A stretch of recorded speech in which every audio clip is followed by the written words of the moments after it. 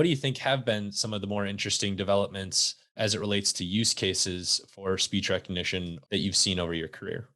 I would say that it is around three things: dictation, call centers, and speech analytics.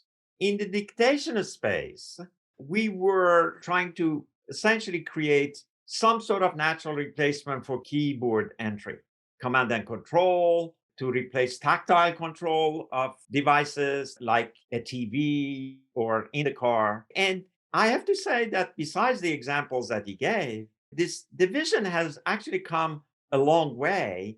And we see that many people, I find it actually very interesting that from my 7-year old granddaughter to my wife and many, many people around me, they're using it now for quick messages and for note taking on their cell phone by dictating their messages. So, in a way, besides in the car, it's becoming very popular for people to just take their cell phone to their mouth and start recording a message, transcribe it, and send it.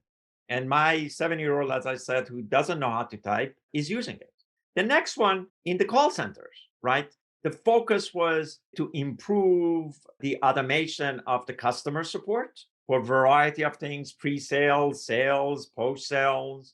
And while the IVR and web pages that have come together and they are working and acting together, today, the same problem is being attacked and formalized through these chatbots, virtual assistants, conversational AI.